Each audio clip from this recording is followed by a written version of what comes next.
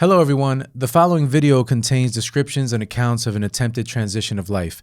If you, your family, or a loved one in general are struggling with depression, anxiety, or mental health, please contact 988 Suicide and Crisis Lifeline for more information and help. Thank you for listening. Viewer and listener discretion is advised. Shout out. The Connects. Luis Guzman.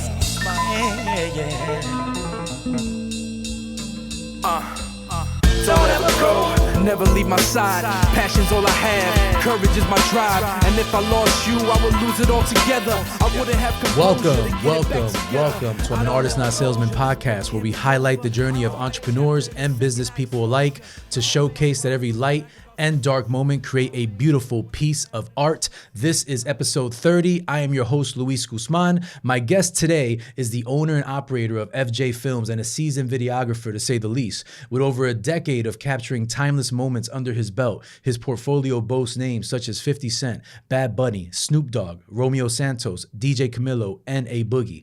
Being a visual genius behind the lens has also allowed him to provide impactful nightlife videos showcasing New Jersey's finest restaurants and club scenes.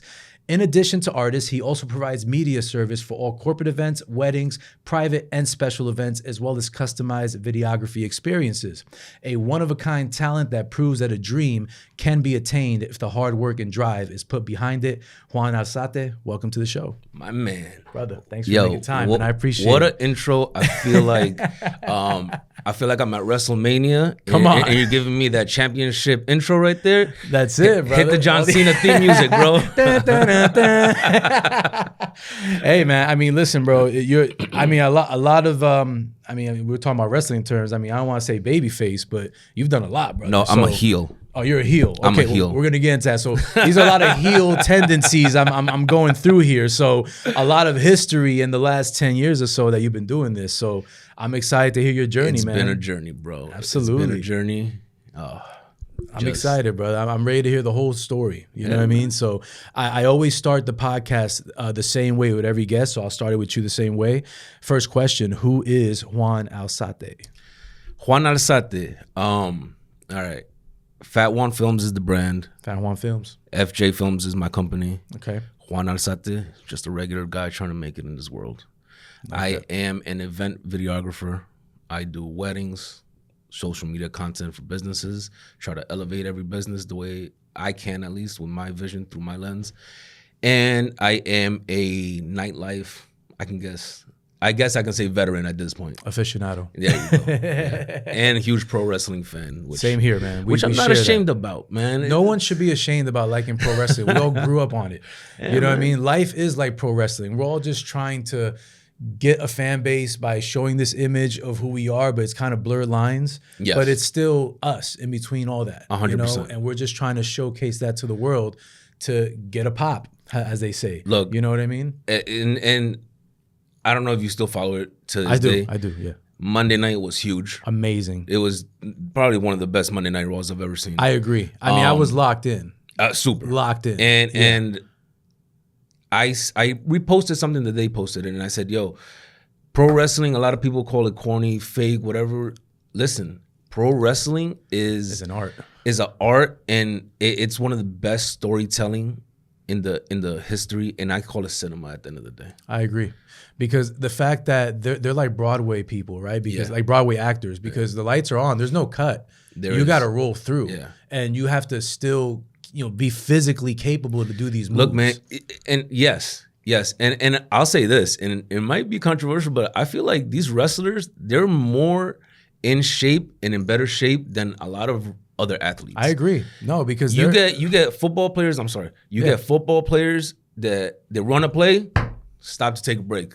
Run a play. Yo, these guys are wrestling 20, 30 minutes straight. Cardio's got to be insane. Ridiculous, man. Your agility, not to mention all the days on the road, and then they have to bumps and bruises, therapy, injuries. Those mats are not, it's not foam. That's like it's wood. Not, it's, that's straight wood. Dog, CM Punk, 46 years old, killing it. Like Yeah. that's crazy. Oh, yeah. You know what I mean? Man. Do you have a friend that's a referee? My friend, shout out Eddie Arango. That's my guy, Eddie Arango. Eddie Arango. He's one of the referees on Monday Night Raw. Nice. We got introduced through a mutual friend, Mike Tiggs.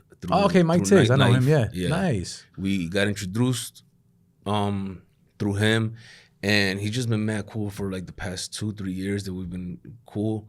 Dope, you know, every man. time he's in Jersey, you know, when he can, he comes out to whatever event and we kick it.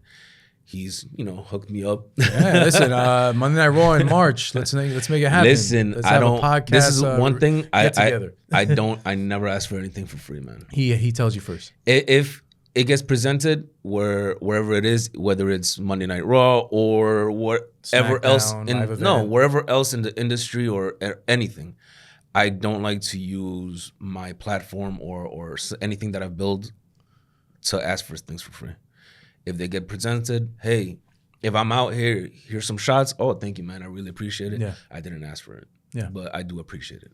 Good relationships, I think we could start with this. The good relationships, I think, are built on not expectations, but just being a good person. And I think in business, a lot of the times people do things for their own personal gain, which I get it. We're in business. We're here to gain, but at the end of the day, we're here to help each other and build each other. Of course. And I think some people don't get the ethos of that unless they're born with it or it's instilled with them at an early age. Tell me about, you moved from Colombia, right, with your parents. Yeah.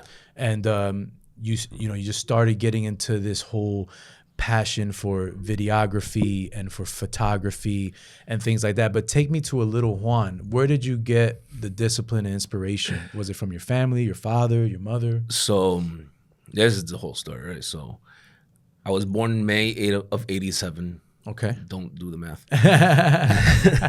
May of 87. October, we came here, my mother and I. Wow, like 6 months, more or less 6 months. Wow. Yeah. Obviously illegally. Mm-hmm. It's crazy when I tell the story of that because a lot of people, they're like, holy shit. Wow. My father was already here. He came earlier to try to establish the family. My mother and I came. We came here, and my mom did not see me for 4 days. Wow. The people who transported us, my mom came in the back of one of those old, like Oldsmobile boxy cars from the 80s. My mom came in the trunk of one of those. I came in a different car with these grandparents, obviously not my grandparents. Got it. Grandparents, they said I was their grandson, whatever the case may be. And then 4 days later, my mom went to pick me up wherever I was. Wow, man. We landed in LA. Okay. And then from LA, my dad flew us out to Jersey.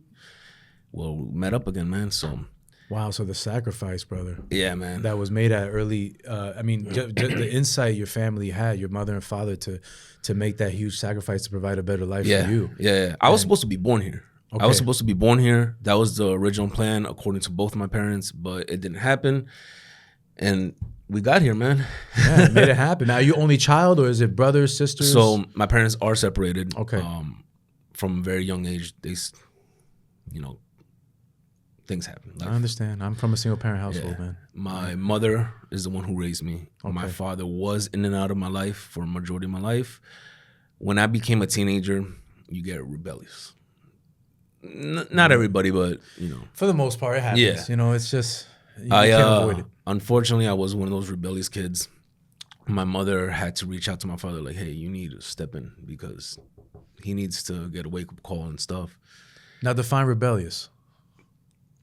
Not doing good in school. Okay. Acting out. And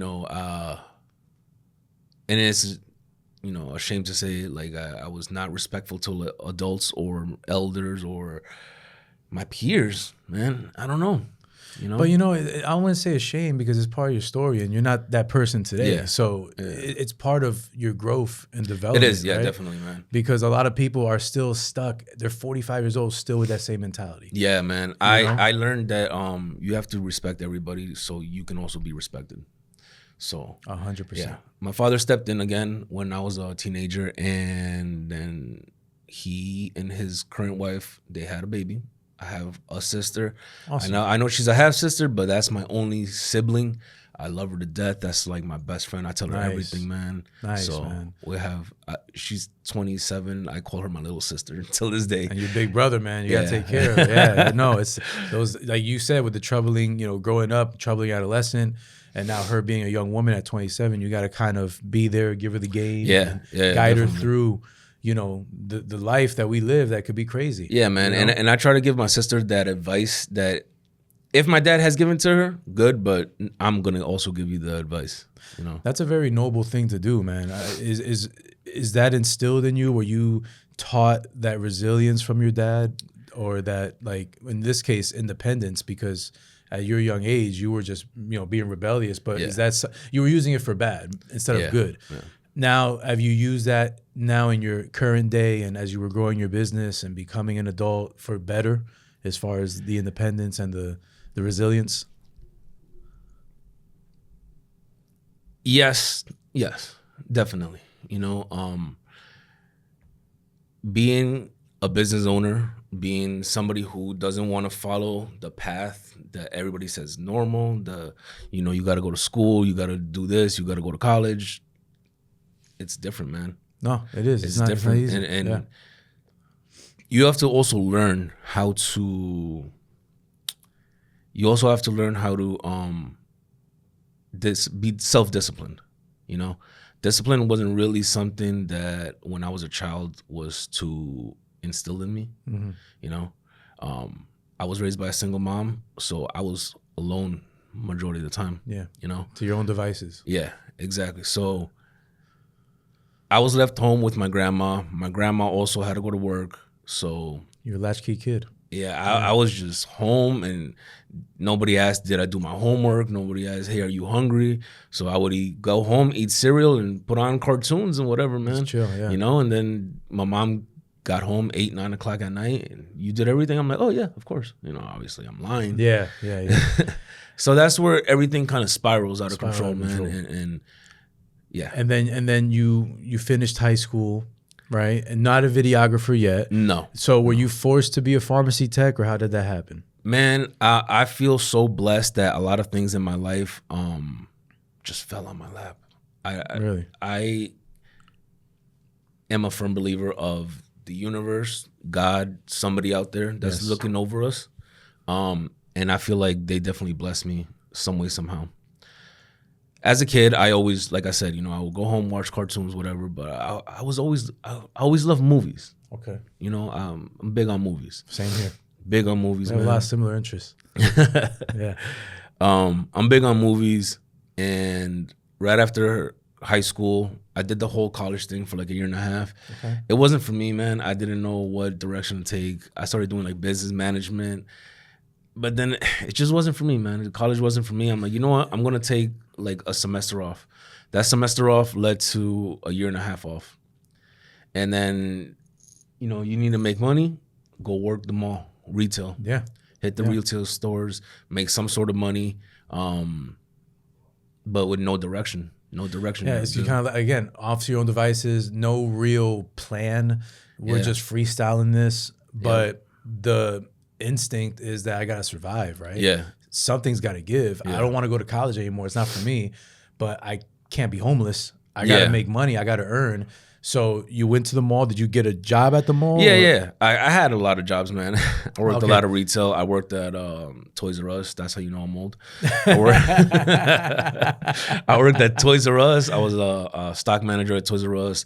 I worked at Macy's at Garden State in Paramus Park, Bergen County. Yeah. I worked Forever 21 in the stock room. A lot of retail, man. When I was in Forever 21, this was 2009 till 2011-ish. Okay.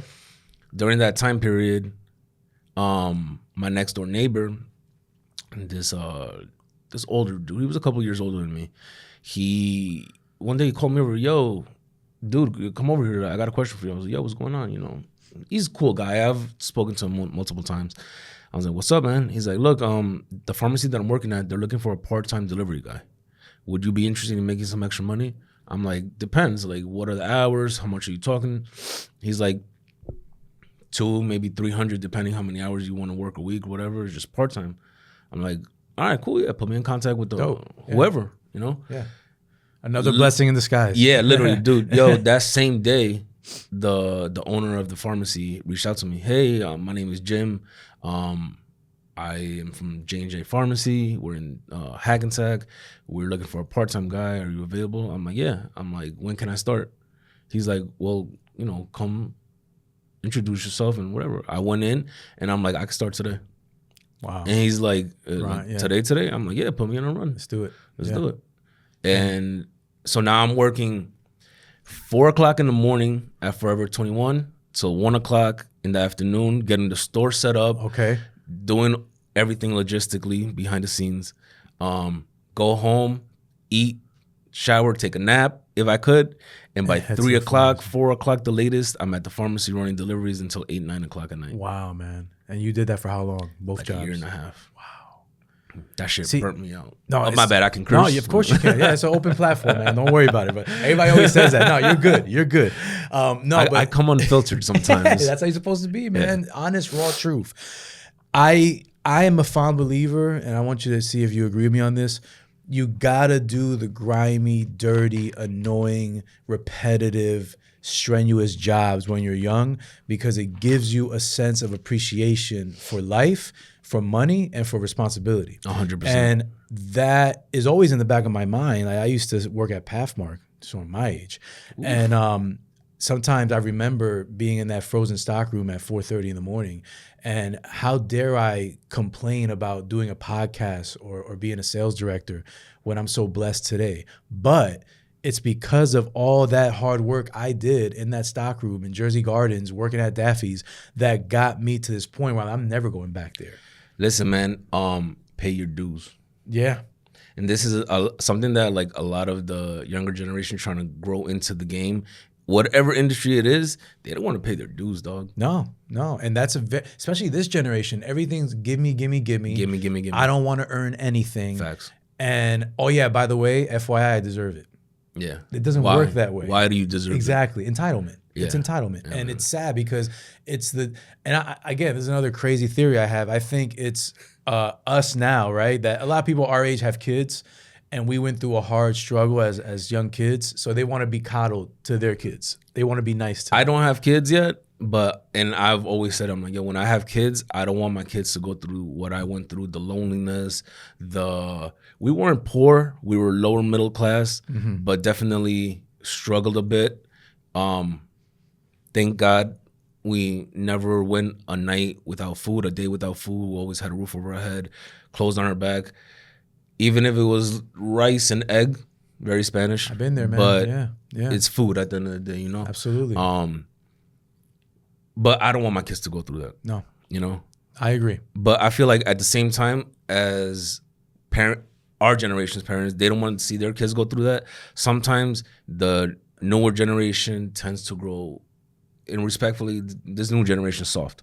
Yeah, it is. It is. I 100% agree. They're soft. And I think the best way to kind of balance that is to, obviously, I don't want you to have a hard life like me, but you're going to do chores. You're going to have a job. Yeah. You're going to earn. You're going to pay some type of bill. You're going to have some sense, a level of responsibility. Yeah. Because if I don't instill that in you, you're going to go into the world thinking everything is deserved for you. Exactly, man. You got to earn everything, bro. You got to everything. Earn literally everything. Everything that you know. And that's inspiring to hear from you, because you have been so successful, and we're going to get to that in a minute.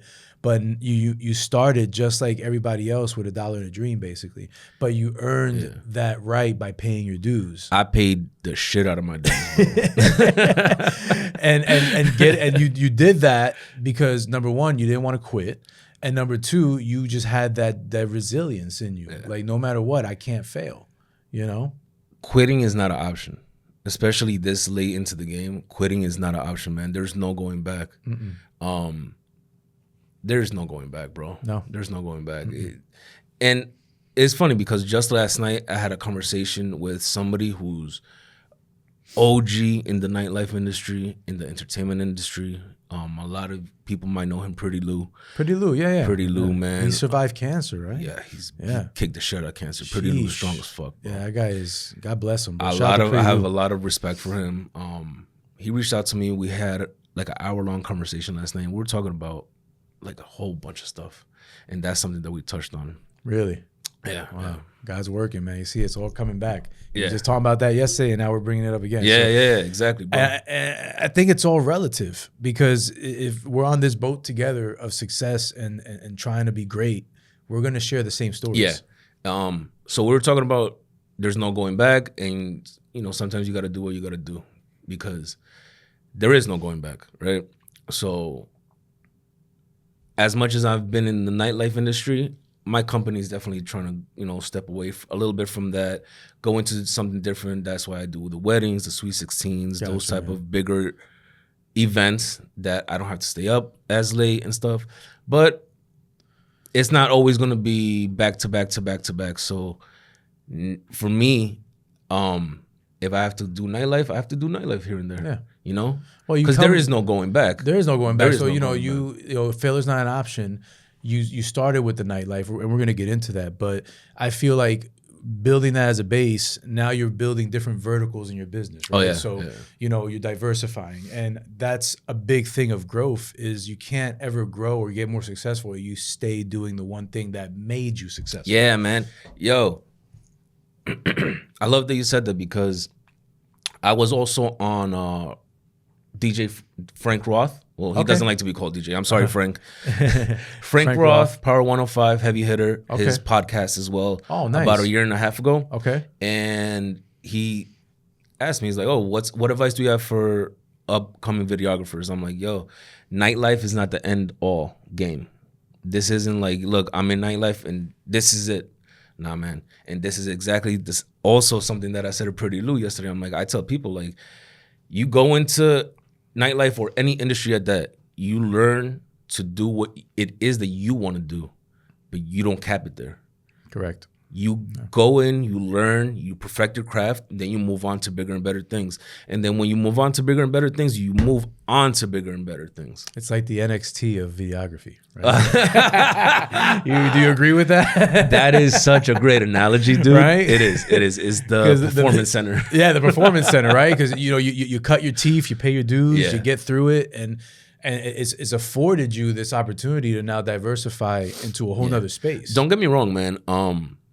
Working in nightlife, it definitely opened up doors for other bigger things aside from like private events and stuff, like concerts and getting to work with a lot of artists, which is dope.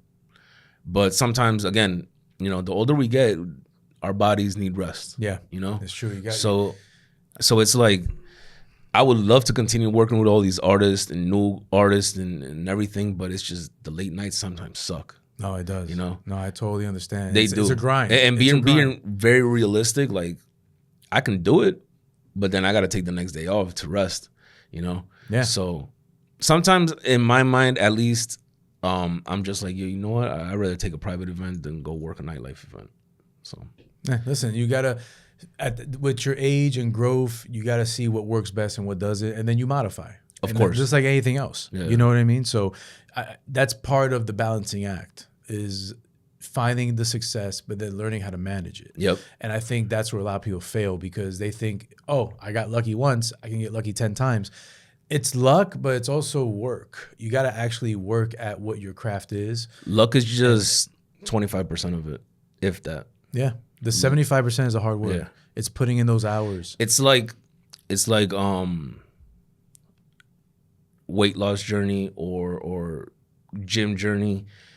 90% is diet, 10% is gym. Yeah, that's true. Yeah, you got to balance it right to get the right result, and then you tweak it when something is off or not. You go back to the drawing board and you figure out where I can be better at, where I can grow at, what I can stop doing, and then it's like a formula. You know what I mean? And in your case, you had that hard discipline in the beginning with the jobs. Tell me about your first entry point into videography. Is it when you met My Way Films? So Miwei Miwei. Films. I'm sorry, Miwei. Shout out to Miwei. Miwei Films. Miwei. One of the best videographers that I know. Legend from Boston. Went from Boston to Miami. Wow. Now he's Miami guy, and he's in Miami now permanently. Yeah, he kills it, bro. Man, that's my brother. I have so much love and respect for him, man. How'd you meet him? We'll get into all that. Yeah. So from 2011, when I was at the pharmacy and Forever 21, my boss was like, "Hey, look, man, we have a full-time position available. I know you're tired of working early mornings than coming here. I got a full-time position available for you, just as a delivery guy, mind you." And I'm like, yes, 100% yes. At the mall at Forever 21, they wanted to switch us over to overnights. And I'm like, I can't do that, man. I have a second job. They're like, well, quit. I'm like, fuck. Wow. Quit. Yeah. I'm like, motherfucker, you gonna pay my bills? And it's gonna sound kind of fucked up on my part, but I did like 4 no-call no-shows to the point where everybody in the store that had my number was blowing up my phone. Wow. Like, are you okay? Are you alive? I went off the grid pretty much, like no social media either, nothing. Wow. And mind you, I'm just at the pharmacy working, doing deliveries, doing hustling, work. And then I'm like, all right, I'm gonna go in and hand in my keys and my badge and all that stuff. And I went in, they're like, oh my God, what happened to you? I was like, I quit. I'm like, you guys don't respect me. You guys don't respect the fact that I have bills to pay. I gotta put food on the table. Well, at least help out at home. Correct. I'm out. I'm sorry. I do appreciate my time here, and thank you for the opportunities. And handed in my stuff, and I left. And I went to the pharmacy. They gave me a company car, so I didn't have to use my car to do deliveries or nothing. Then little by little, I started elevating that store as well, the pharmacy. Wow. The pharmacy it was mom and pop store, right? Got it. So independent pharmacy, a little bit of clients, just paying rent, getting stuff done. I started doing window displays, and I started doing, it's summertime, we're gonna put in, and I started ordering sunblock and chapstick and everything, just doing displays for summer, displays for fall, putting up decorations, making the store actually look nice and presentable. I know my way around like Photoshop and stuff. I started making flyers, and I started mailing them out. Store money, I'm not paying for it, but still. Yeah, but smart at that. You're already forward thinking. Yeah, so I'm like trying to market the pharmacy more. Boom, started growing bigger, getting new clients and stuff. It was good, man. They loved me so much. Then come around the time 2014, 15-ish, I was still there. The head pharmacy tech there, she got accepted to nursing school. Okay. So her time was almost done. This is the funny part, man. Let's see. The head pharmacist is my boss, Jim, which I'm still to this day in contact with occasionally. Such a great guy. He's only like 3 years older than me. Wow. Yeah. He told me, hey, our tech is leaving. Would you want to learn about being a pharmacy tech? And I'm like, yeah, why not? Dude. And he teaches at LIU Brooklyn for pharmacology and all that stuff. Okay. He started teaching me everything. So you knew he taught you the whole game. He would quiz me while I'm at work. He would give me quizzes like, yo, take this. And I'm over here like, oh shit, all right, fuck. And I'm not good at school. I was never good at school, but I had to do what I had to do. Wow. And he's like, all right, so now I want you to take the test to be pharmacy tech.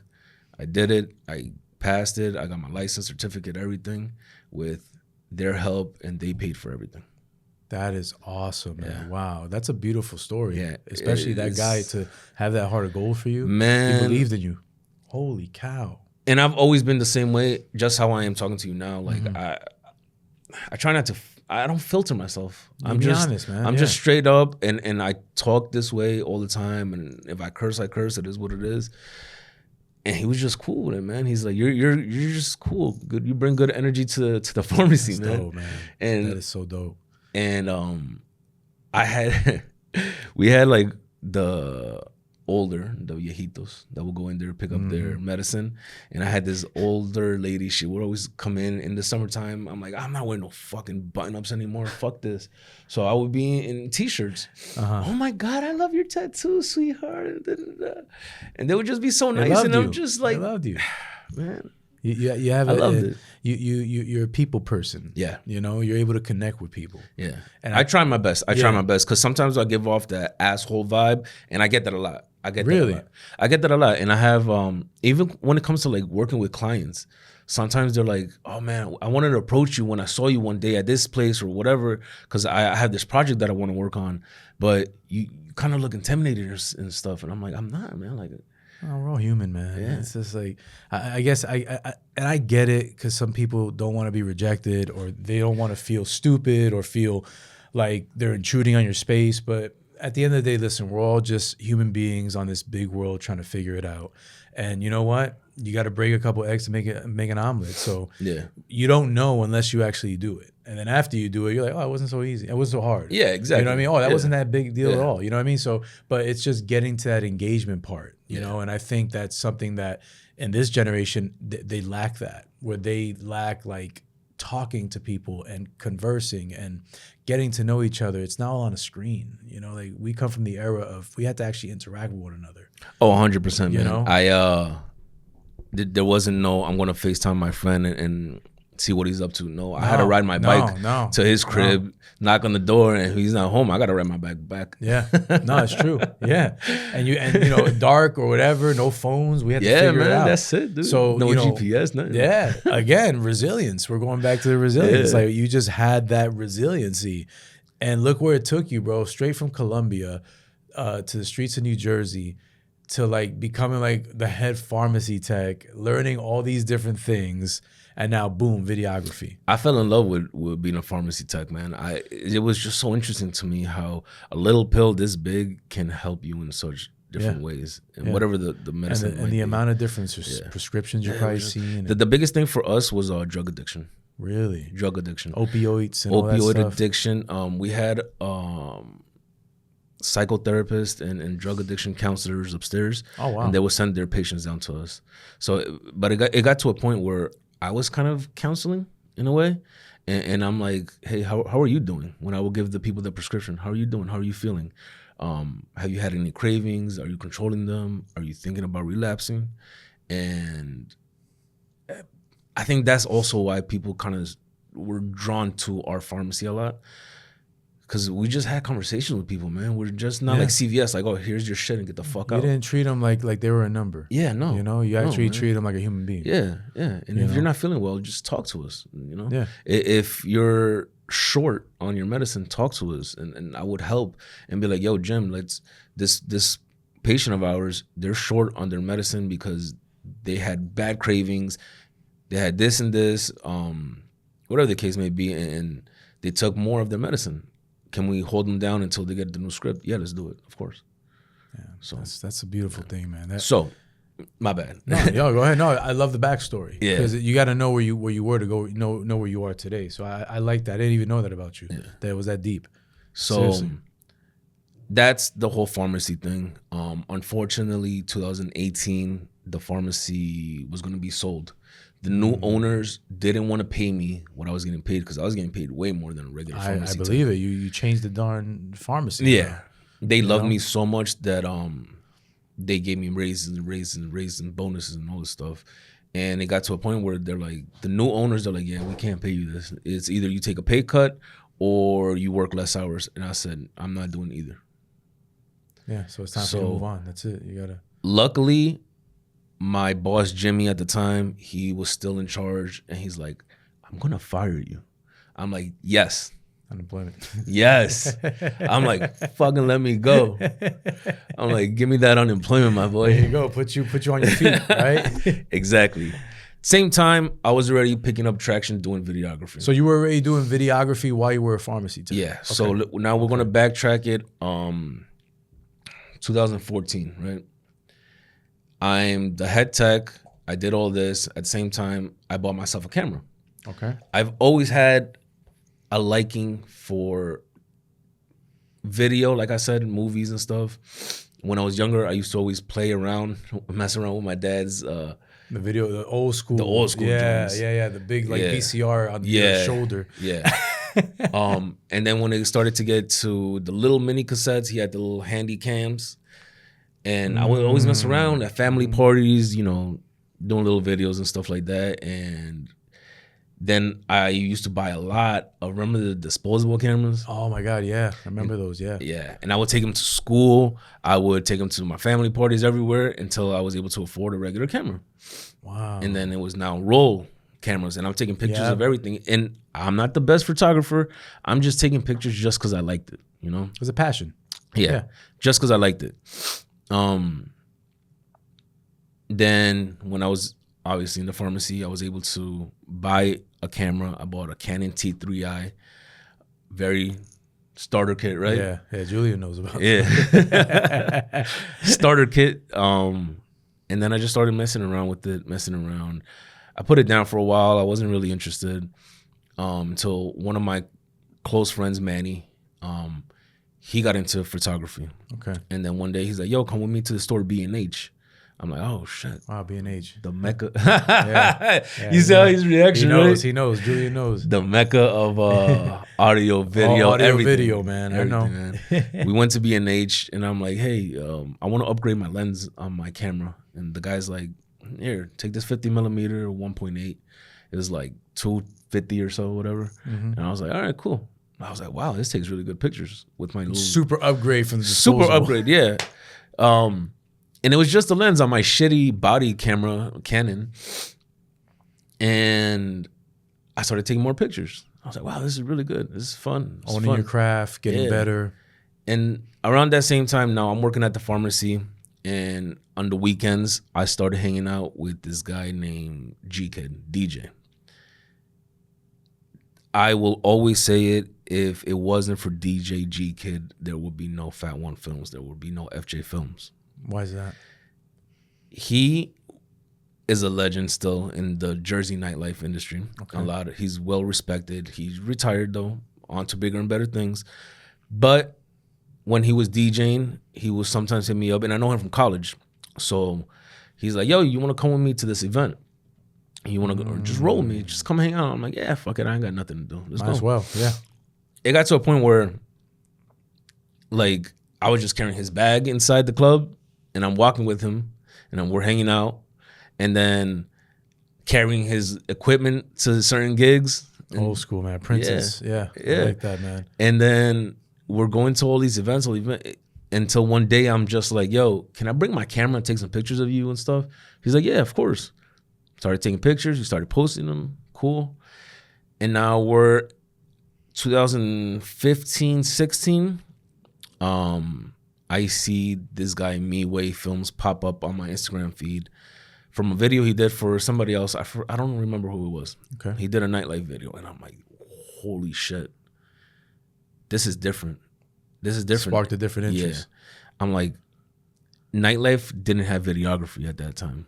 It was still pretty. It was still. It wasn't as prevalent as it is now. It was like in the baby stage. Yeah. They didn't have videographers in the clubs. They didn't have recaps. None of that, you know? Was this still flyer era? Where there was like printing flyers? It was still printing flyers, kind of getting into the digital. And you still had the... you saw the photographers that you go up to you like, hey, get together. Yeah, take a picture. The logo at the bottom. Yeah, exactly. Yeah. I remember that. So it was just those that for a while. And then he started doing those, and I'm like, oh, that's super dope, man. Like, that's interesting. So one of the nights that I was out with G-Kid, I'm like, hey, can I try to make a video for you? And I made the worst fucking video ever. What did he say when he saw it? He's like, I'll post it. It's all right. It's all right. It's whatever. You know it's cool. It's free. It's free. By the way, if you're from New Jersey and someone tells you it's it sucks. Yeah, that's pretty much it, man. Yeah, that's like our calling card of like, you know, it could have done better. Yeah. But you know, anybody that's listening from another region, it's is like, no, it's not good. Yeah. But listen, man, you got to start somewhere. Absolutely. You know, I started editing that shit on iMovie. On my MacBook. iMovie, I remember. On iMovie with the shitty transitions. Wow. Oh my God, old school.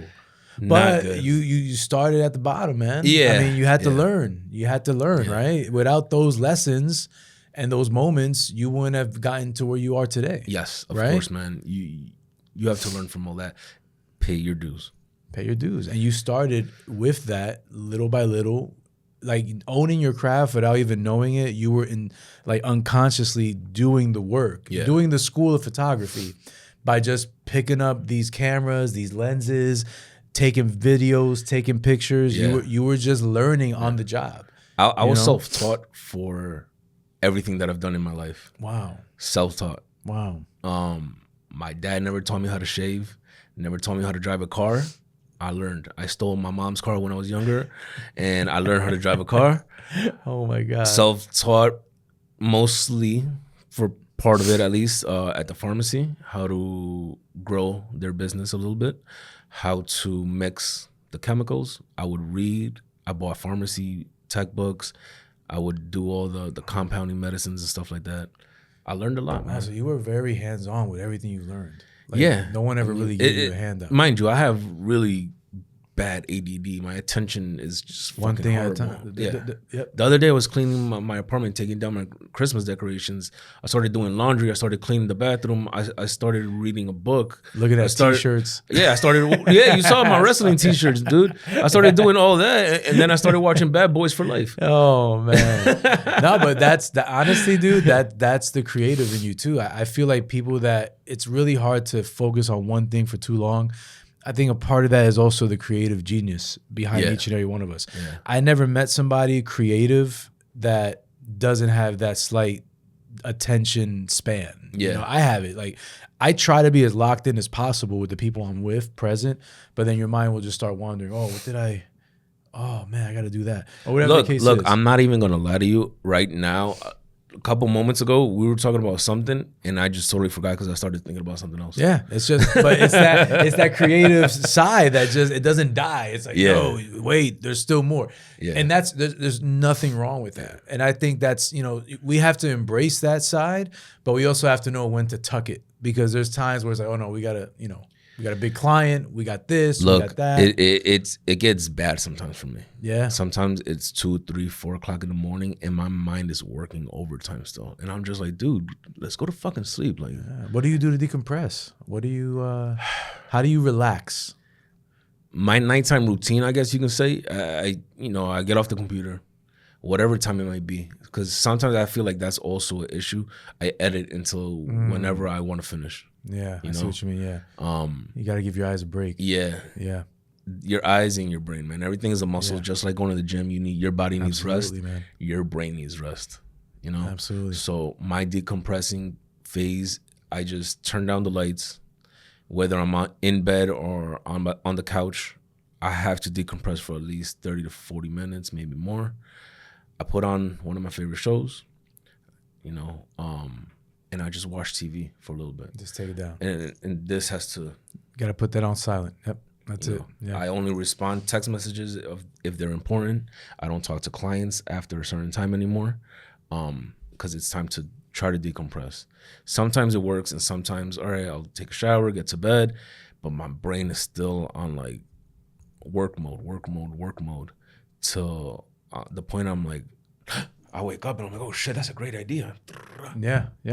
Well, part of being an entrepreneur and owning your own business is that you never stop working. Oh no, man, it's not a 9 to 5. No, it's not a 9 to 5. My brain is constantly going as well as far as the podcast, and you do have to find the time for yourself to just kind of be in your own world of relaxation, because a lot of my greatest ideas have come from just not doing nothing. Yeah. And not working. 100%. Like literally laying down, and I'm just like, I got to tell Julian to add another light here. You know what I mean? Like small things like that. Because if you don't find the time to relax, you're never going to get better at what you're doing, because if you're constantly doing it. Like perfect example, if you're working out 7 days a week and you don't take that rest day, your muscles can't redevelop. Yeah. Your body can't take a rest. Yeah. So you're going to be on that treadmill, or you're going to be lifting those weights, and your body is going to go into shock. Yeah. Because you're not growing. I think there's something we're going to get into for sure. I want to finish saying, the whole story thing. So now going back to 2015, that New Year's Eve, I went with my DJ friend to do his gig with him, help him set up, do his thing, whatever. I started doing video.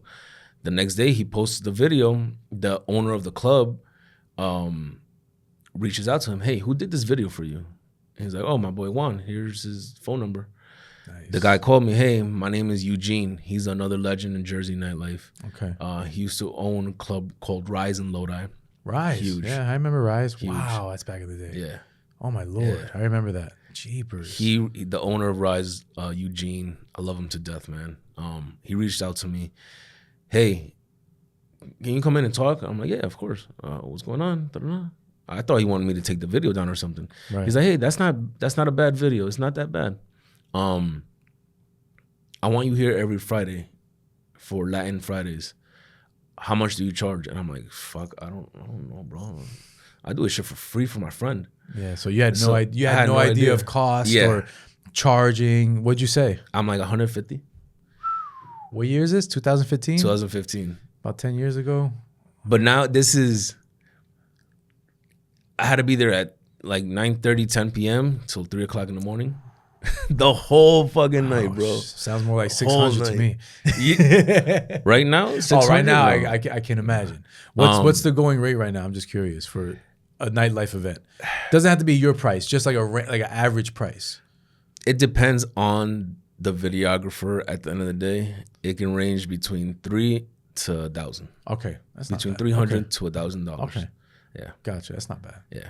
I try to be fair with my prices when it comes to doing nightlife, at least, because I know some nights are not that good and some nights can be very costly if you have artists or big headlining DJs and stuff. Yeah. You got to kind of work it with what the expectation is for that night. I'm not that videographer who takes advantage and goes, this is going to be a good night. You have good headliners, you have artists, your bar's going to make a shitload of money, so I'm going to up my price.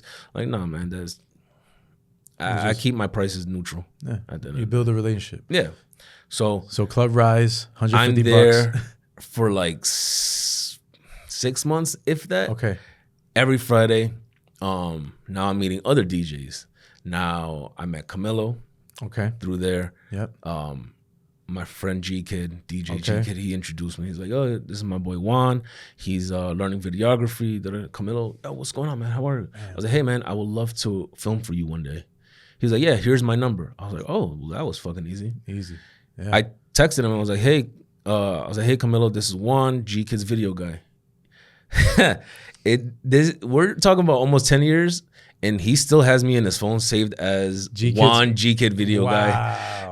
The other day, he sent me a screenshot of a Zelle transaction. And I'm like, why the fuck haven't you changed my name? It's been 10 years. He's like, yeah, my bad. It's too much work, though. He knows where it's at. That's what it is.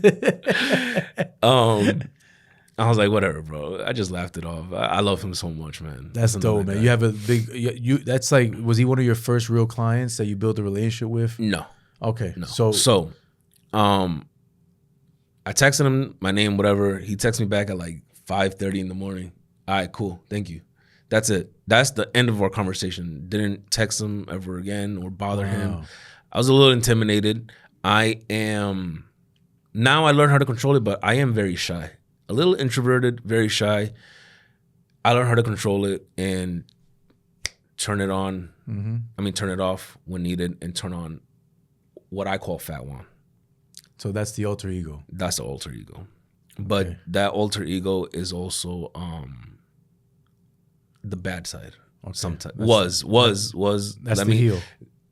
That was the heel. That's the McMahon. That's the McMahon. Okay, that's the Mr. McMahon. That's the Mr. McMahon, not Vince. Yeah. Yeah. Yeah. So left it at that. Kept working at Rise. Now it's like 2016. My birthday was coming along, and I was cool with another DJ, local DJ's kid, Sean. And I'm like, yo, I want to throw a good birthday party. So we spoke to a venue, this really small venue in Fort Lee. It was a restaurant, and I was like, hey, I want to do a birthday brunch here. They agreed to all our terms and everything. We brought in our systems.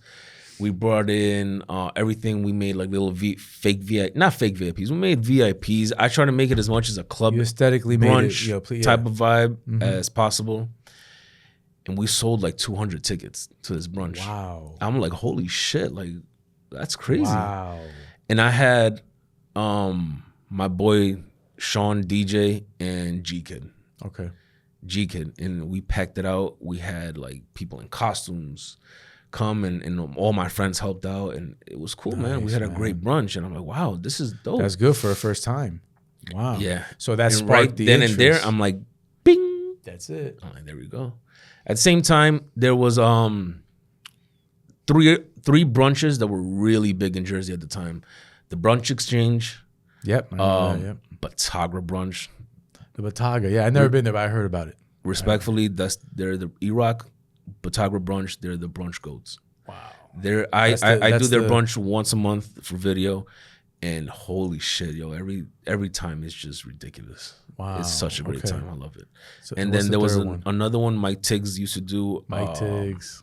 I'm sorry, Mike. I totally forgot the name. He put on number 3. Yeah, number 3. I'm so sorry.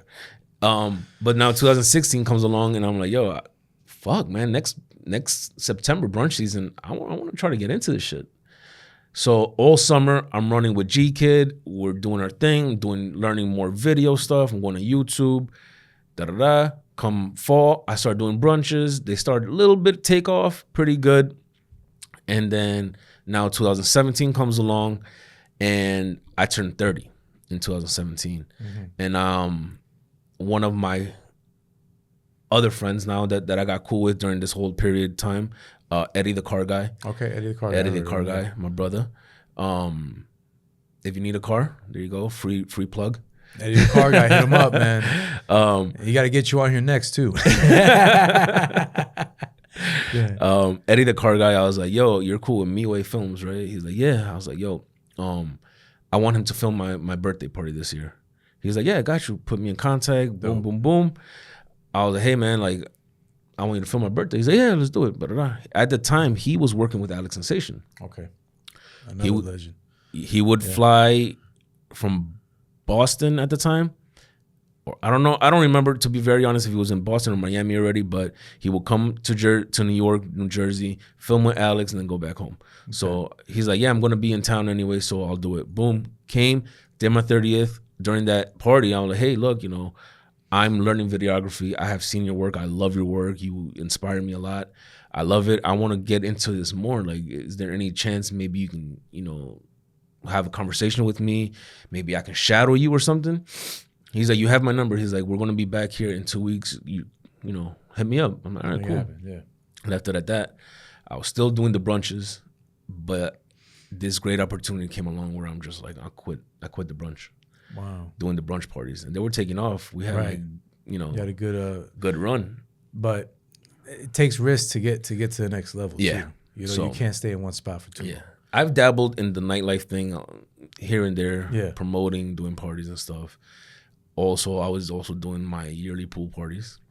Oh, I heard about that. My brother-in-law, he's out there. He told me about one of the pool parties. He's been to a few. I've seen him act up over there. Shout out to him Starks. It started with like 20 of my closest friends just hanging out, doing nothing. And then it just turned into like a massive... Excuse me. Yeah, it's all right. It turned into, I think the last one before I ended it, because I used to do them at my father's house. We had like 450 people. Wow. Cops called at all? We got the cops pretty locked in. To the point where they drop off a cop car in front of my lawn. Wow. And they just leave it there all day so people don't act stupid. Nobody bothers. No. Smart. Yeah. Wow. Again, networking. Yeah. It all goes back to that. Yeah. Wow. So pool parties, brunches. Yeah. You're like a man of town, bro. At that point, my name was kind of growing, and people here and there were getting to know me and stuff. And I also connected with another DJ, and this is, this is another really good friend of mine now. DJ Nice, Heavy Hitters, High 97. Okay, DJ Nice. Yeah. DJ Nice. I love him so much, man. Same thing. I hit him up one day like, hey, I want to book you for brunch. He did my brunch party. I was excited. I'm like, yo, I got a fucking heavy hitter doing my brunch. This is gonna go somewhere. That's when things started going really better and better. Yeah. And one day I told him the same thing. I'm like, hey, can I do a video for you? He's like, yeah, come. We went to Mr. East. You know Mr. East. Yeah, I know Mr. East. We did Mr. East. We did a video, and then we started doing videos. Same thing. But I wasn't charging him. I was just trying to learn. I was just trying to learn, bro. Grinding. Yeah. Mind you, I'm still working at the pharmacy. Wow, this is all still happening. So I'm working at pharmacy 8 a.m. till 8 a.m. till 6, 7 p.m. And then weekends, I'm doing the nightlife thing and whatever. Wow, man. You know? So after I met Miwei, he's like, yo, next weekend, let's come shadow me. I'm like, all right, cool. We went out. Great people. Great people, man. I knew Alex, but never really interacted with him like that. We knew each other from like Twitter, Facebook, those older social medias when not a big following. I remember, yeah. We followed each other, always interact, cool people. Then I met him in person. He's like, oh, nice to meet you, whatever. It was Memorial Day weekend, 2017. And Miwei goes, yo, you want to come out with us this weekend? I'm like, yes, of course. He texts me like the day of, hey, I'm not going to be able to make it. I have to film something for Rick Ross in Miami. Wow. He's like, cover for me. And I'm like, big shoes to fill now. That's huge shoes to fill, bro. I felt the pressure. Memorial Day weekend, 2017 is what kicked off the rest of my career. FJ Films. Yeah. Wow. Yeah. So that from that experience, it just exploded. Yeah. I showed up to the venue. I think it was Mama Juana Cafe in Patterson, and then we had to go to Long Island, and then somewhere else. It was a couple stops during the night. I get there, and we're waiting for Alex. I met his manager, Danny, another one of my good friends now. Nice. He's been amazing to me, Danny Restro, Alex's manager. Alex Sensation pulls up in his Maybach. He gets out the car. He's like, oh shit, Fat Juan, what are you doing here? And that was kind of like oh wow, like somebody recognition. Somebody up there knows of me. It's dope, man. It's good. And that's it. We filmed, and wow. I wasn't too good at the editing, but I was okay at filming. I would film for him, and I would send Miwei the footage. Miwei would edit it. And then eventually you started editing as well, right? And then I was editing, but I wasn't too good. I started getting better. I asked Miwei a lot of questions to the point where I felt like I was getting annoying. I asked him, hey, what do you think about this? How do you think I should do this, this, and this? He's like, look, man, just try to tell a story. Try to tell a story of this person's night. That was his advice to me, and that's something that resonates with me till this day. Yeah, it's a powerful thing. As a videographer, your job is to tell a story. Yeah, because a lot of times I would just put clips together and make it look cool and this and that. And I see a lot of other videographers that just put clips together, but you don't really tell a story. And you got to build it. Yeah, I'm big on cinema. Like I said, I love movies, man. I love cinematic stuff. And my form of filming and editing is cinematic. Whether it's a wedding, a Sweet 16, nightlife, a concert, or even promotional content for a business. You got to tell the story, right? With the beginning, the middle, the arc, the ending. And just like great films, you know, like every great film has that kind of like architecture to it. And I think in your space today, it's lacking because everybody thinks they can do it. Everyone wants to be a videographer. You know what it is? Because everybody wants to be a content creator. Mm-hmm. Don't get me wrong, and no offense to nobody, being a content creator is cool and all, but being a content creator and being a videographer, cinematographer, storyteller, it's completely different things. Yeah, it's an artistry. Yeah. There's an actual art to it. I mean, anybody can take a camera, point it at something, and then edit it and call it something. Yeah. But it's might be good. It might be good. You could get beginner's luck. And you can, that was and good. You can get views and stuff like that. Yeah, it's cool. But then you got to continuously do it at a high level. Yeah. And that's where I think you separate the boys from the men. Mm-hmm. Because in this day and age, it's the same thing with podcasting. Like there's really great podcasts out there. There's some that are like, but I never discourage anybody from trying something because we were all at one time. Like if you would have stopped when you were at Rise, you would have never knew the greatness you would achieve today. You see what I'm saying? So I always tip my hat to people that start something and just do it, even if it sucks, it doesn't look good. I tell people, just keep doing it because you never know what can happen. I tell people who ask me for advice, they're like, "What advice do you have to give me?" I'm like, "Don't give up. Yeah, don't give up. Don't give up. It might not happen today, not tomorrow, not a week, not a month, not a year. Don't give up." 1,000%. You know? And that's something you could take into any, any type of portion of your life. You know, like I want to talk about your the weight loss journey you went through. That's don't give up. That's don't fucking give up. What was that like? I mean, how did that get you to learn to have more discipline in your business? My weight loss journey, I had started my weight loss journey in 2014, and I had gone down like 40, 50 pounds more or less. You know, I was looking good, feeling good, and then Nightlife came along. 3 a.m. diners. Then Fat Juan Films was created. Fat Juan Films was created. Okay. The Heel was created. The Heel was I hit rock bottom. It was a shoot. It was work. It was a work. What's rock bottom? It was rock bottom for me, man. Between those time periods, I'm very open about mental health, and I lost myself completely, dude. I lost myself completely. I was working at the pharmacy during the day. I was now working Friday, Saturday, Sunday with Alex Sensation. So now we're going to go into like 2018. I was the New York video guy. Okay. Midway took Miami or wherever else they went. Whatever, I was the New York video guy. I had with him pretty much every weekend. And I was also now independently booking other clubs and other DJs to hire me, you know? So I'm working my ass off. I will take gigs on during the week. I will be like up and down on Tuesdays. Burnout. Yeah. I burnt out. My performance at work was slacking. Then luckily, the company got bought out.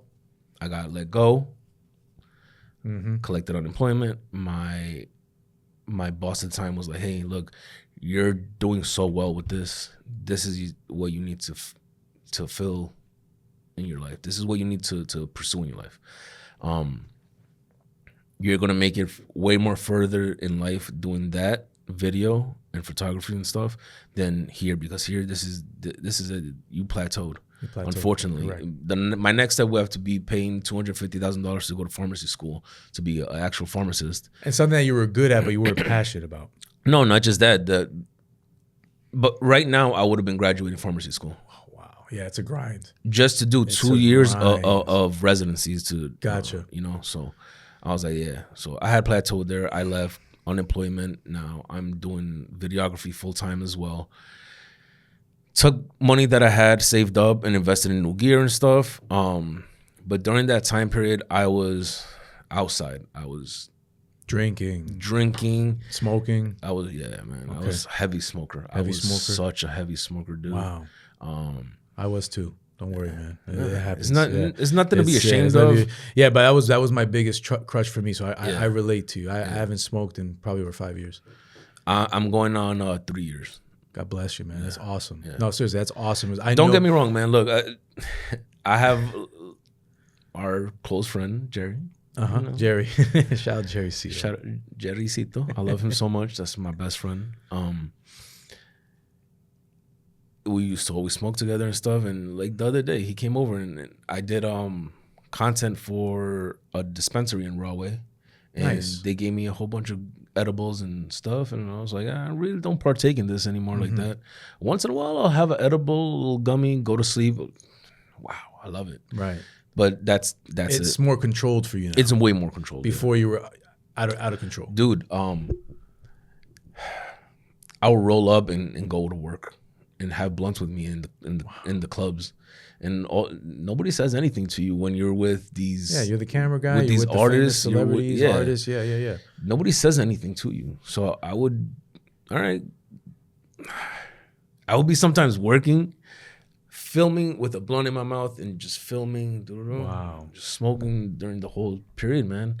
Wow. And that was my downfall right there. And it got bad. I gained a lot of weight. I stopped going to the gym. I started eating shitty. I was eating McDonald's, Burger King, all the fast food, all that stuff. What was your highest weight? 395, 96. I was a lot of weight. Literally 400 pounds, bro. Wow, man. And just moving around and remember 390 pounds, but doing all the other stuff you were doing. Smoking, drinking, working, late nights. That takes a toll on your body. Yeah, not sleeping a lot. Yeah, not sleeping. Like, you develop sleep apnea. You develop all these illnesses. My sleep apnea was so bad. In 2019, we took a trip to London, my best friends and I. It was 7 of us that we went to London, and on the flight there, the stewardess had to tell my friend, hey, can you check on your friend? I think he's passed out or something. My sleep apnea was so bad, I stopped breathing during that flight to London.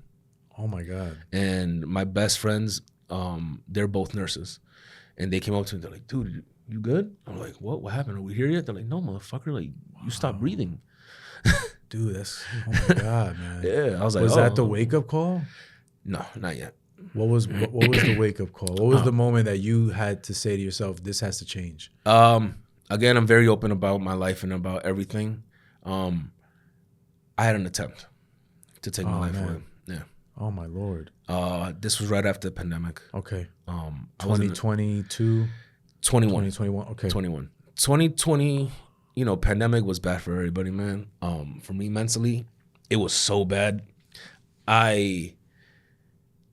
Right before the pandemic, I was like, you know what? I'm going to buy a crib. I'm going to move out of my parents. I'm not ashamed to say I lived with my mother until I was very old. Gotcha. No. But obviously I paid bills. I helped her out. We did everything. You contributed. Yeah, exactly. 2019, I was like, it's time. I'm going to look. I started looking, whatever. And I was getting ready to look at something nice and buy a little condo and stuff. And then pandemic hit. No clubs. And that was all I was doing, bro. Sheesh. I wasn't doing private events like that. Not yet. God. Maybe a birthday here and there, but nothing crazy. Nothing consistent. I was depending on these clubs. When that when pandemic hit, my life was like, what the fuck? Oh man. My mother also couldn't work. My mother has a cleaning service, housekeeper service business. Okay. And couldn't work. Nobody was working. Nobody was allowed to go out. Yeah. No, not just that. Even like her clients were like, yeah, we love you.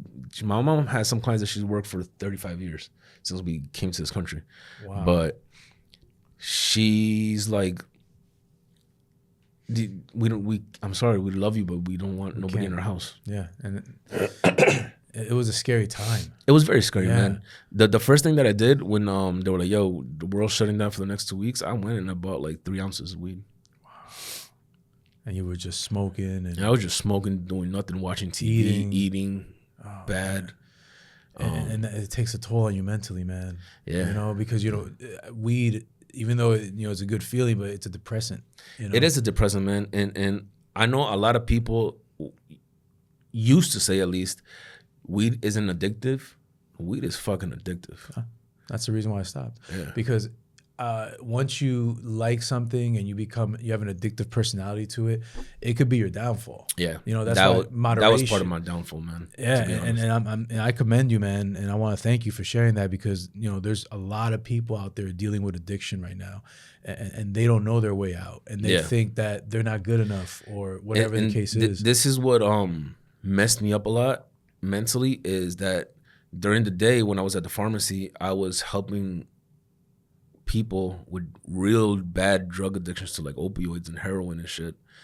And then as soon as I would clock out, I would get in the car and light a blunt and drive home. And I'm like, I feel like such a fucking hypocrite. Yeah. Yeah. But let me ask you this, and you don't have to share if you don't want to. Did you figure out that the addiction was more of some type of pain that you were not talking about? It was just my way of escaping realities of life. Realities of life is like what? Like, where am I going? The unknown of life. Like, where am I going to go with life? Where is this taking me? I was just working nightlife. I was gaining weight. Okay. I started to get very depressed. I was seeing women but not taking nothing it serious. Just sleeping with random people. No, not really. I mean, yeah, you know, it is what it is. Yeah, we all have our moments. Have our moments, and it's not our proudest moments. Yeah, but, exactly. But you know, it's part of the journey, right? Yeah. And that wake up call had to happen for you to. And then you're getting older, man. I was in my mid-30s. Yeah. And I'm like, where am I really going? Yeah, I didn't know. So 2019, now I'm like, all right, I need to get my shit together more. You know, my business is growing. I'm getting booked all the time. I'm working with a shitload of celebrities. Yeah. 2019, I worked with the biggest fucking celebrities. Is that I'm sorry, not worked with directly. Because, thankfully through Camilo, Alex Sensation, Bobby Trends, these big name DJs, I was able to film a lot of big celebrities. A lot of artists. I told you 50 Cent, Bad Bunny, like all these. 2019, we were in Mexico, and Camilo texted me, yo, we have Tycoon weekend at Barcode this weekend. Yeah, I remember that. Yeah. Are you available? I was like, yo, I land the night before, but I will be there. That same day or the next day, Spinking hit me up as well. He's like, yo, Spinking, yeah. I got Tycoon. Can you do it? I'm like, yo, it's funny. I'm filming for Camilo. Like, I'll knock out both videos. Don't worry about it. Wow. That year I got to film Sech, Jay Cortez, Romeo Santos, Bad Bunny, J Balvin, Anuel. The list goes on. You man. were just racking up the 50 Cent, repertoire, man. Yeah. 50 Cent, Pop Smoke, rest in peace. Rest in peace. Fabulous, Trey Songz. The resume just got crazy. I fucking smoked weed with Snoop Dogg. Wow, that was at Tycoon. Yeah, he was in Barcode. Yeah. Wow, that was that insane. Insane. That was insane. I try to be very respectful, obviously, especially when it comes to celebrities, because I know they're very standoffish. I'm like, hey Snoop, nice to meet you. Do you think I can film you for DJ Camilo's video? He's like, yeah, nephew. That's so cool, man. It's cool when you meet your heroes and they're actually cool. And he's just chilling, man. And the clip that I have, he's just chilling, smoking his blunt. And not bothering anybody. I was like, thank you, Snoop. He goes, yeah, you welcome, nephew. He's like, you smoke? And I'm like, yeah, I smoke. He goes, yeah, you want to hit it? I was like, fuck yeah, I smoke weed with Snoop Dogg? Fuck yeah, give me that. Oh man, it's like a bucket list. Hell yeah. That day, it was probably one of the funnest events that I filmed, man. Wow, man. You have 50 Cent chasing around Casanova and these other rappers, Fabulous, having a water gun fight. That's crazy, man. Like, what do you? It's that surreal. Shit it's super. Well, you think about it. You these are people you look up to, and you listen to the music, and now you're actually rubbing shoulders with them. Yeah, man. It's different. I was in high school listening to 50 Cent. Yeah, it's surreal. It's like, but it's almost like one of those moments like, yo, I made it. Like, I'm doing what I love to do with the people I like. That was my mentality of I made it, but that was also part of the Fat Juan persona, thinking that he made it when in reality I didn't make it. I still haven't made it. There's always growth, and there's always. I always say this. It's not a destination. It's a journey, and I think you can't get too caught up in the successes. You can achieve it and enjoy it for a little bit, but then get right back to it. Because the problem is when you get comfortable, that's where I was so fucking comfortable, comes. bro. I was so comfortable, and I'm like, look at my resume. Look at my resume. I started getting cocky. I started getting a little bit arrogant. And I'm like, yo, I'm the GOAT. And I'm not the GOAT, bro. There's always somebody that's going to be better than you. And obviously, for a real long time, I realized that I'm one of the good ones. Yeah. And this is something that I learned from Alex. When people say, tú eres el mejor DJ, he goes, no soy el mejor, soy uno de los buenos. One of those buenos. And I kind of stole that from him. When a lot of people, they're like, yo, you're the best video guy that I know. I'm like, no, I'm just one of the good ones, man. Mm-hmm. I'm one of the good ones. I'm responsible. I'm respectful. I'm communicative. That's the fucking word. No, that's word, communicative, yeah. Today I showed up 15 minutes before. What did I tell you? I said, if you're on time, you're late. And you came 15. You almost beat me. I take a lot of pride in being the first one. But besides Julian, Julian actually beat me today. But I take a lot of pride in getting here first. And guests usually come right around the time they have to be here. Nah. I saw you 15 minutes early. I was like, what the hell is this? Yeah. What the heck's going on? Yeah, man.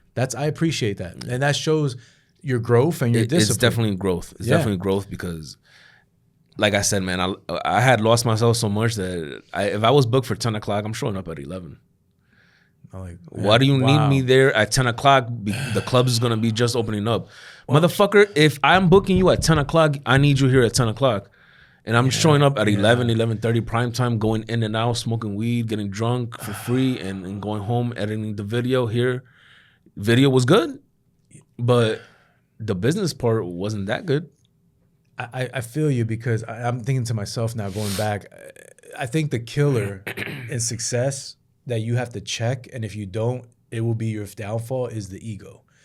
And ego, you got to check your ego and leave that shit at the door. Always, no matter what resume you have, no matter what reputation you have, no matter what you've done, humility is going to get you farther than that ego. And, they say ego, I heard this one time, I forgot who the guy was that said it, edging God out.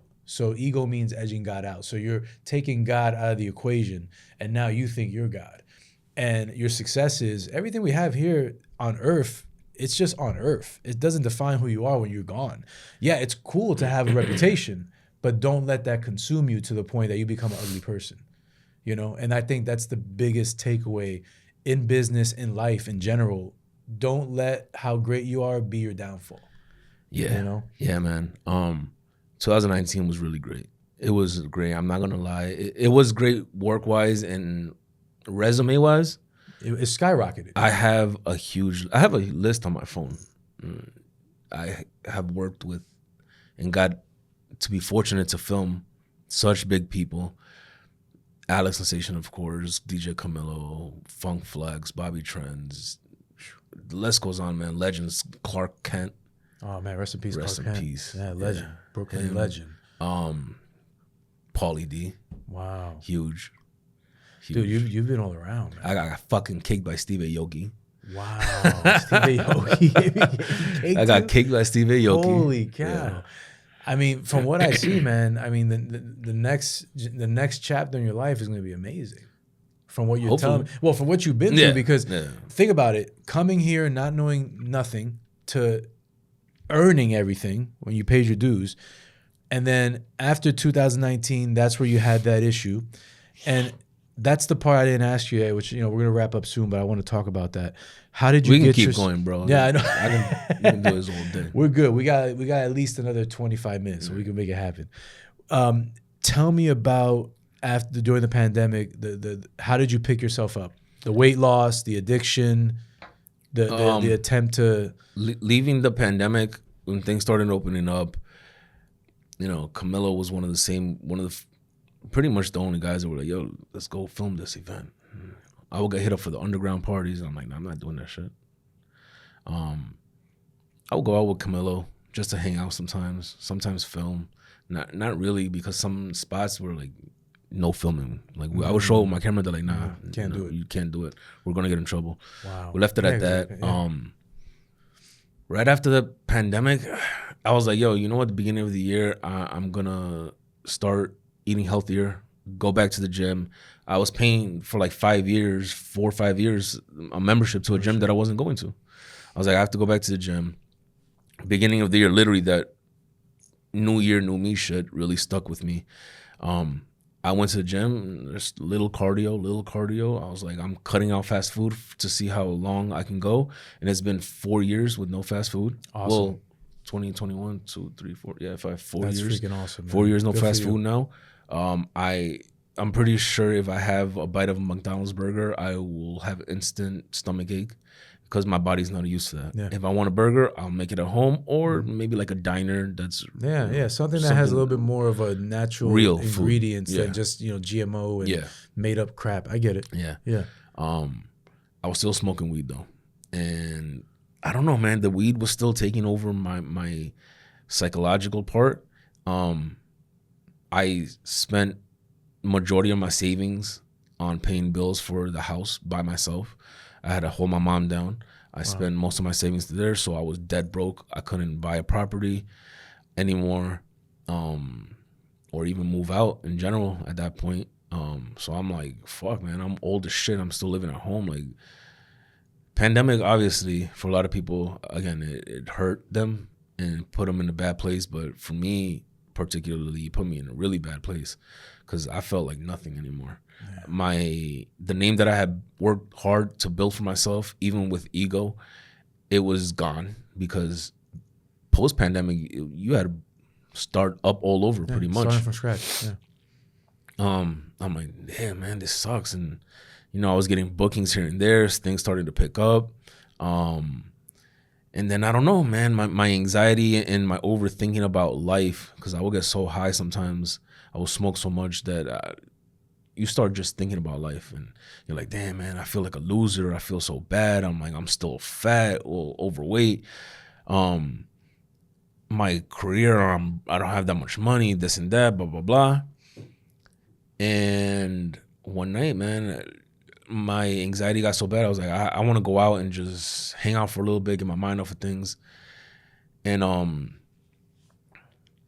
I went to try to meet up with Camilo. And then halfway there, I texted him. I was like, hey, man, I'm sorry I'm not going to make it. I'm not feeling well. He's like, are you good? I'm like, yeah, I'm okay. I'm just not feeling good. I'm going to go home.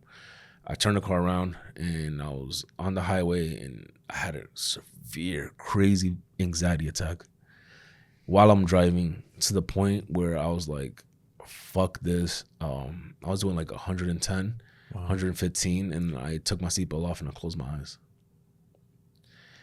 And what happened? I only closed my eyes for like 5-10 seconds. And I yelled so loud in the car. And when I opened up my eyes, I was this close to hitting the divider. And I hit the brake. I cut the wheel a little bit. And I got off in the first exit I could. And I just broke down. Wow, and at that point, I was like, I don't care if I die or not. Wow. My life is meaningless at this point. That was my mentality at that point. And I was like, I don't care. So. And how did you get out of that after that incident? I just went home and I was crying all night. I didn't sleep. The next day, I turned my phone off the next day. I didn't want to talk to nobody.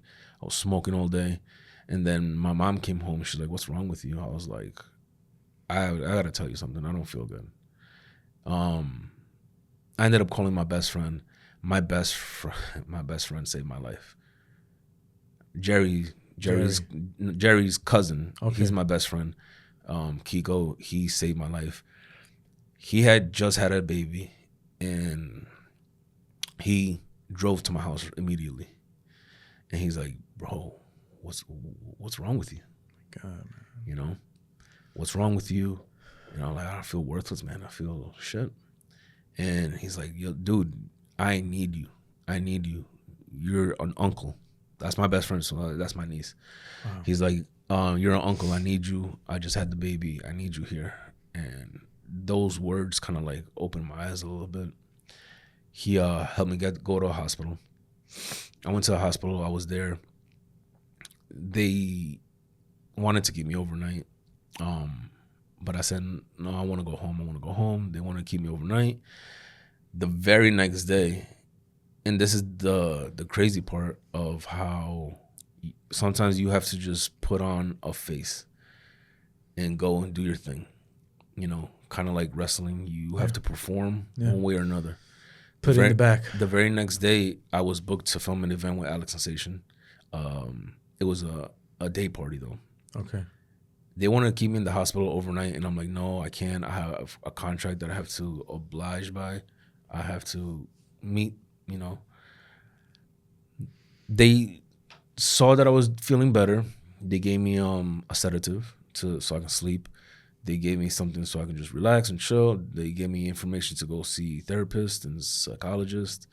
And the very next day, I got dressed. I put on a smile, and I went to film. Wow. And nobody ever knew anything. Nobody knew anything. Oh, man. God bless you, man, for being here right now. I'm sorry. 2 weeks later, one of a good friend of mine, man. She was such a good soul. She worked nightlife doing bottle service, but she was a good friend of mine. I would invite her to my house, to family stuff and whatever. And my family loved her. My sister loved her. Her name was Kim. She was 22 years old. She was working 2 jobs, nightlife and her day job, burnt out as well. Got in a really bad car accident and died. Sorry, at 22 years old. Oh my God. That broke me so much.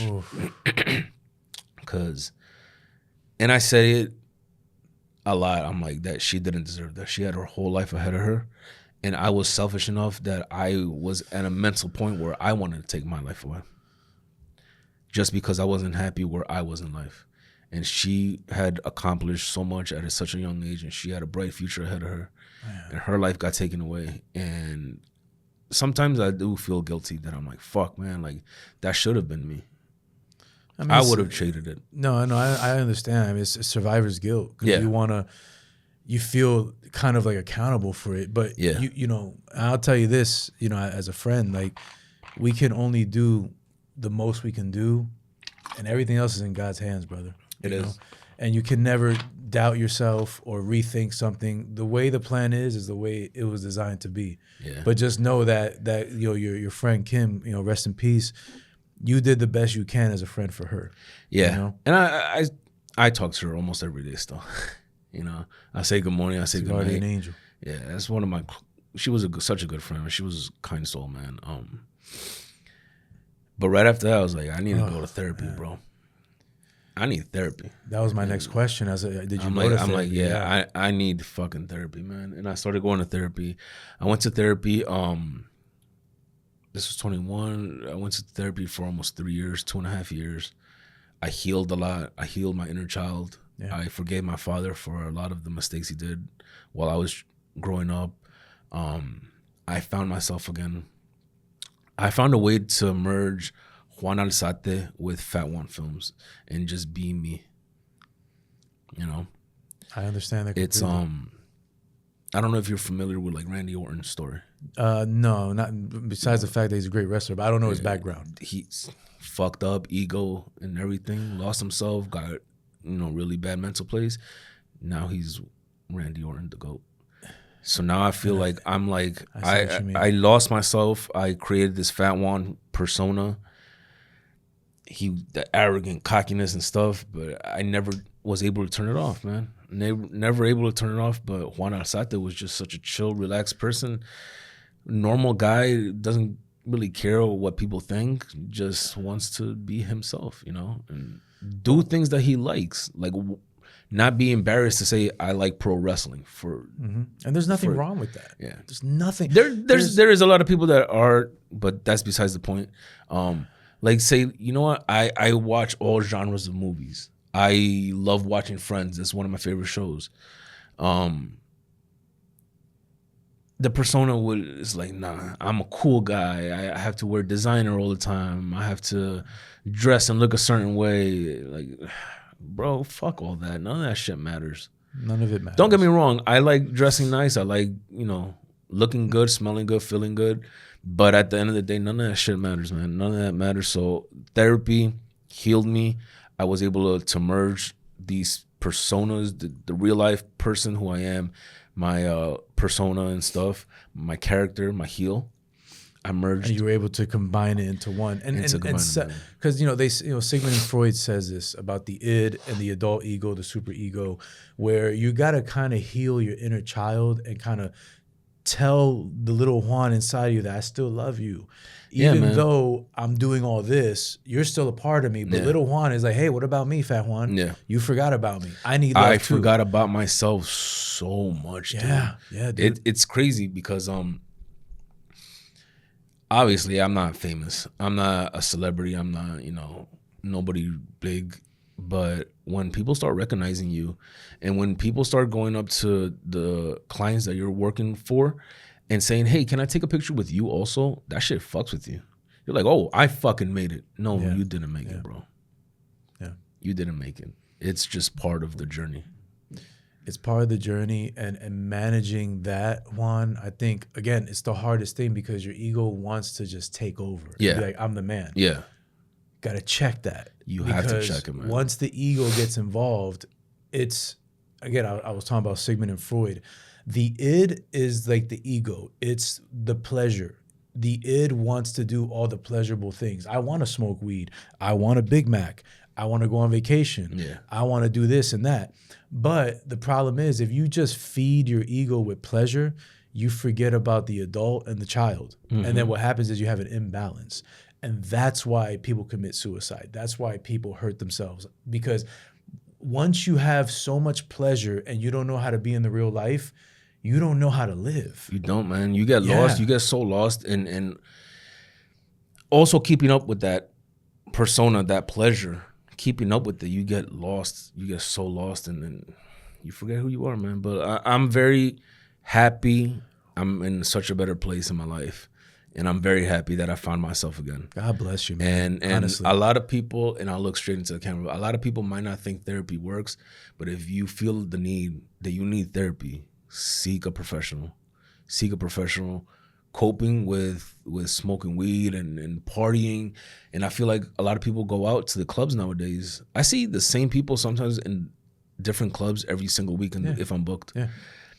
And a lot of people cope by going out to the clubs and getting drunk and doing this stuff.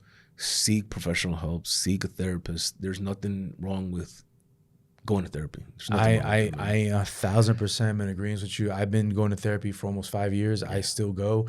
It's part of my every week routine. I'm so thankful for my therapist because I discovered, just like you, so many hidden traumas and pain that I wasn't addressing. Hell yeah, bro. But therapy is the best thing that I could have ever done in my life. I have a lot of love and respect for my therapist. Unfortunately, I felt like I was in a good place. I told her I think we should cut our sessions lower. She said, I think you're good to go. If you ever need me, I'm here for you. Thank God it's been a year. I haven't seen my therapist. I do see my psychologist. She checks up on me. That's good. Once a month. And I'm in a really great place. I'm in a really great place in my life right now, man. My business is booming. We're trying to move on to bigger and better things. I'm happy. My therapy now is the gym. I love going to the gym. Love it, bro. You need breaks sometimes. It is what it is. You need cheat meals sometimes. It is what it is. My weight has fluctuated, and I'm okay with that. It's part of the process. And I'm okay with everything, man. I'm okay with it. As long as I wake up every day and I thank God, I open the door to my room and I say good morning to the world. There's nobody at my house. I live alone. There's nobody there, and I say good morning. Thank you, God, for letting me live another day. Good morning, Grandpa. I lost my grandfather in 2019. I say good morning to my grandfather. Say good morning to my best friend, Kim. You know, I get my day going. I send out my good morning text to my mom, my sister, my dad, you know, when I get a chance. Check my emails, my cafecito, bro. That's it. Get a little cafecito going, start early. Yeah, man. You know, it's crazy. Go straight to the gym, bro. That's my dailies. My daily. I got to wake up, get my day started, do what I got to do, work-wise first, because, you know, I tell everybody, my career, my business is everything to me. It's my priority. I put my business before me sometimes, unfortunately, as a lot of business owners do, but in a well-organized, well-distributed manner, you know? Correct. I go to the gym, hour and a half, sometimes 2, depends. If I'm really not in a good mood, I'm there for 2 hours at least, I like it. or so. I like it. Cardio, lifting, little sauna. little sauna. I do the definitely. sauna at the end. I love it. Man. I love it. It's so good for your muscles, your skin. My trainer, he's actually here in Springfield. Cool. BBA training facility. Yeah, BBA on Route 22. Yeah. Route 22, Arthur. Yeah. Shout out to Arthur. Shout out to Arthur. Look him up, Booties by Arthur. I love the name. Not for me, it's for the women.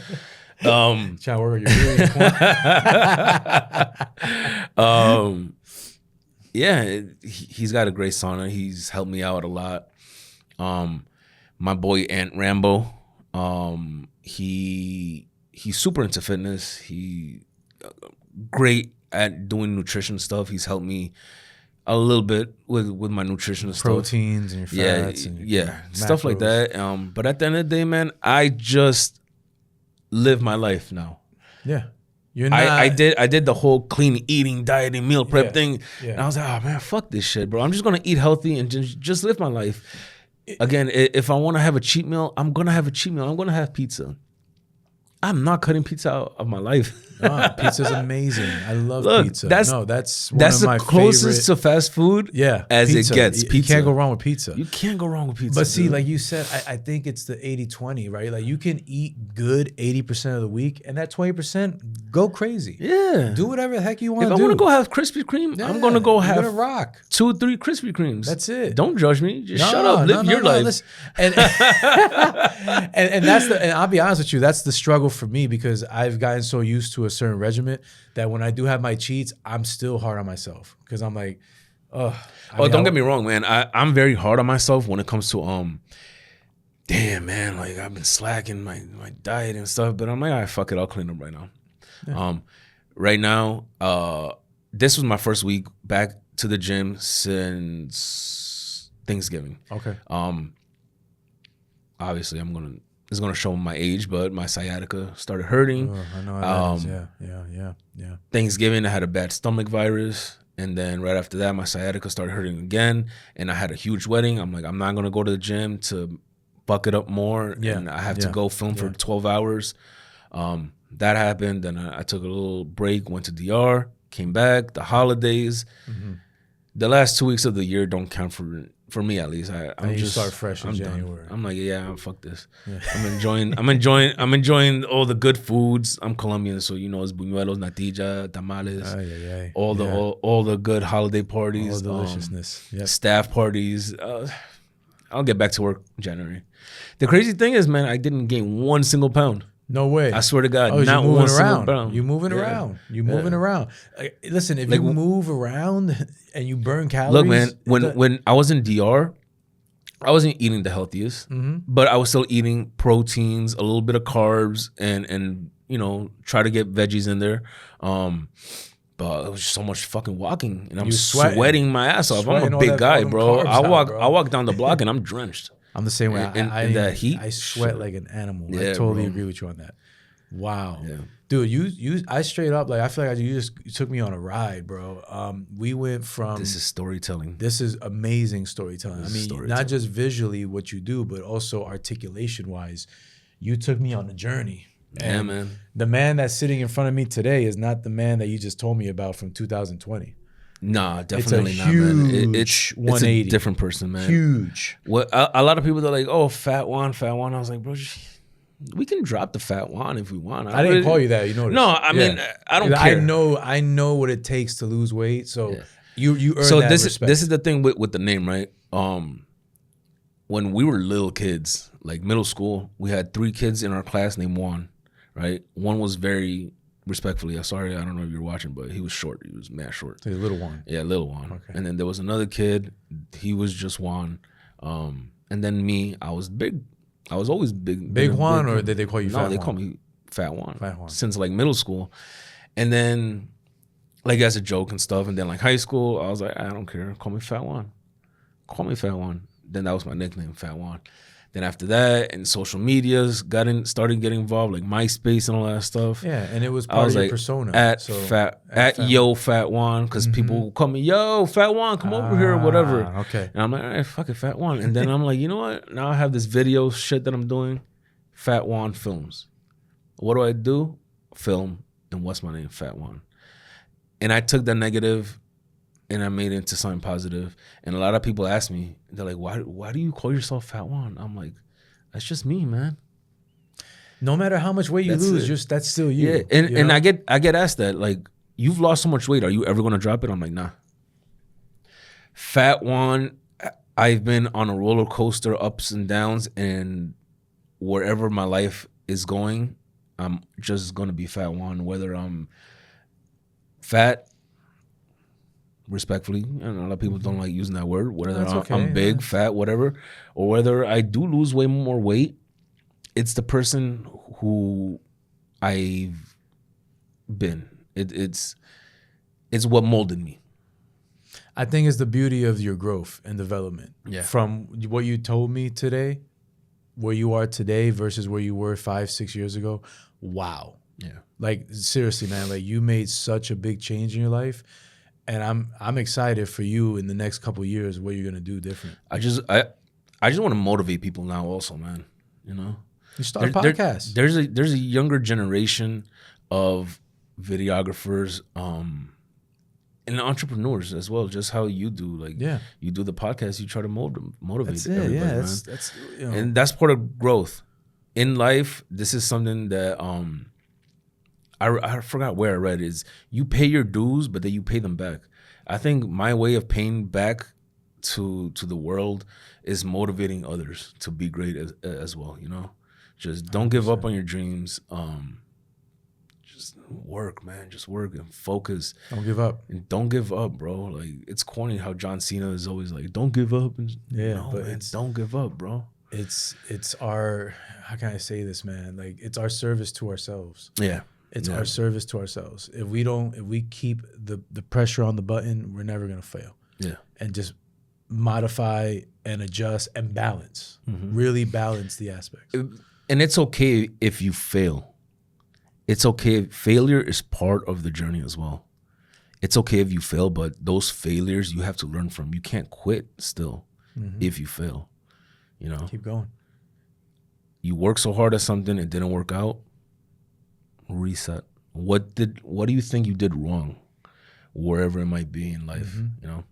Reset it, regenerate it, rework it, and present it again. Of course. And that's life. It's just recycling what doesn't work, what does, you keep it, what doesn't work, you take it out. Yeah, man. And you keep going. Yeah. Wow, that's amazing, bro. Life is crazy, bro. Life is crazy. I love your story, man. Thank you. First of all, thank you for sharing all that with us, because I think it needs to be talked about and people have to hear that, man, because I only knew you from Jerry and from my brother-in-law and just your Instagram. Your Instagram didn't tell me that story. So now social media, you post on social media what you want people to see, you know. I am open about a lot of things that have happened in my life, that are happening in my life.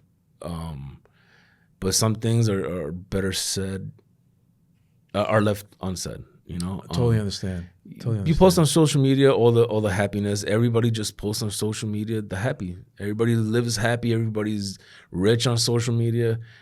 A lot of people aren't rich in real life, bro. Oh man, no, it's a very small amount that are actually super successful. So yeah, you know, you can't believe everything you see. And success isn't just monetarily, you know. It's family. It's physical. It's spiritual. And not just that, like you said, you saw my social media and you're like, oh wow, this guy, he does amazing work. He looks killing it. He's doing well.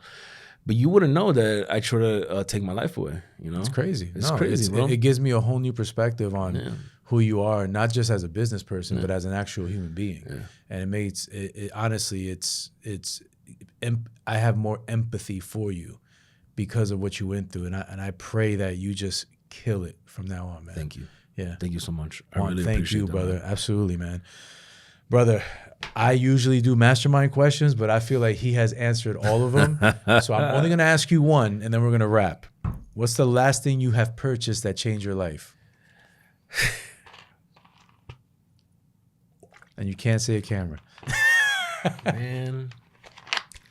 The last thing I purchased was 2024 MacBook Pro. I mean, it's not much, but it's definitely a game changer. That shit's a fucking beast. Editing tool. My editings are gonna definitely skyrocket. Definitely change my workflow. Besides that, that's pretty much it, man. Just, I'm a simple guy at the end of the day. I do like to, you know, look good, feel good, smell good, dress nice and stuff, but none of that stuff really matters for me. It's not gonna change my life. Wearing a nice chain or jewelry and stuff, it doesn't make somebody somebody. You doesn't. know? No. It's cool to have if you like it. Don't get it to impress other people. But if you genuinely like to have a nice chain or a nice watch, get it. But it doesn't define you. And it doesn't people define think you. It defines them. It That's does. The problem. And looking nice and wearing designer and jewelry and stuff.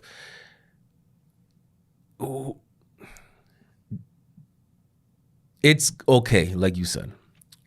It doesn't define you, but at the end of the day, look at your real life, and are you doing it because you can do it, or are you doing it to show everybody that you want to do it?